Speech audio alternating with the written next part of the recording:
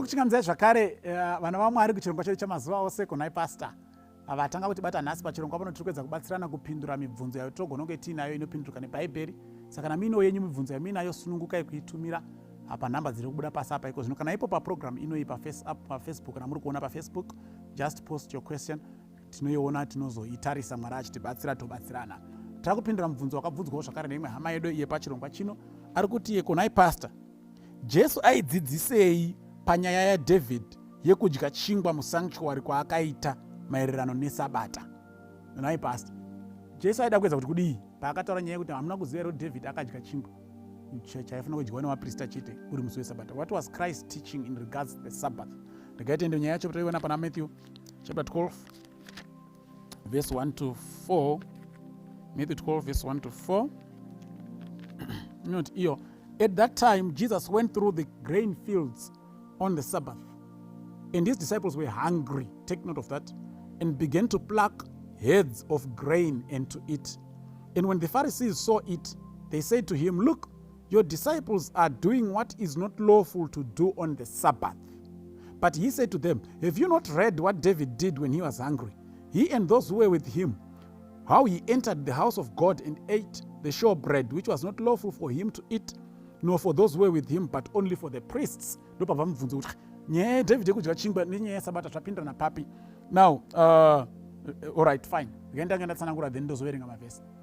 Jesu chaari kudzidzisa apa ada kubudisa point yekuti in an emergency that is life threatening and you do something to save life that you may not normally do, zvinhu zviri normal, God does not count it as if you have broken his commandments. Ndozvaidzidziswa naJesu Kristu.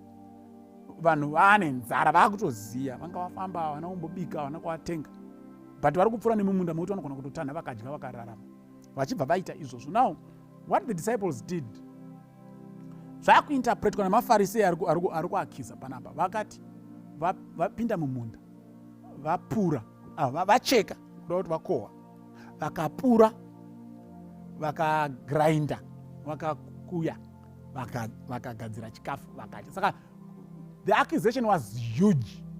Macheka kuda kuti mapinda mukatokohwa munda, mukapura, thrashing the grain, mukagadzira upfu, whatever, flour, mukadya.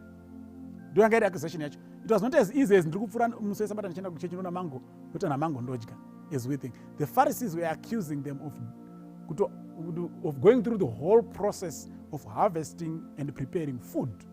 Saka Jesu achibva ati, "Oh, all right, it's fine, it's okay."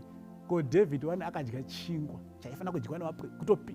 Musanctuary maisapindwa nomunhu asiri muprista, number 1, aifa. But David akapinda mune masoja ake vakasafa. Vanzi vakaona pane chingwa chaigara chiri pamatafura chaifana kudyiwa nemaprista chete, vakachitora vakadya because they were now hungry. So Christ is saying, in an emergency that is threatening life, God does not count you to be a lawbreaker. So even on a Sabbath, pamba penyu pakasvika mbuya ndanzwa one nzara vanangu, hapana chamungandipa, ima musina kana mama todya chapera, munotoisa moto wenyu mobikira mbuya chikafu vodya voenda, because you are responding to an emergency that is life threatening. Those are chidzidziswa naJesu Kristu pana kuti David responded to an emergency which was life threatening. Masoja asa nenzara makati ngatitopinde musango kana tichifa tofira, but they did not even die, to demonstrate that God was not even angry by their going in, because God is concerned about life, and that was an emergency. Saka ndo pamunozoverenga manje muna Luke chapter 14 verse ya 5. Luke chapter 14 verse ya 5. Then he answered them saying, "Which of you having a donkey or an ox that has fallen into a pit will not immediately pull him out on the Sabbath day?"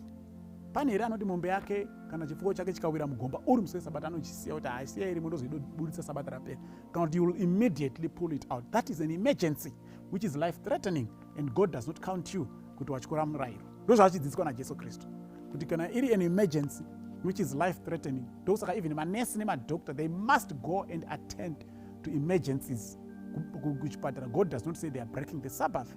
Ndozvaidzidziswa naJesu Kristu panapa. Ndodayira zvajeka kana zvisina semazuva ose tinotaura, tumirai zvakare ma follow up questions, will help each other. Mwari atibatsire. Amen.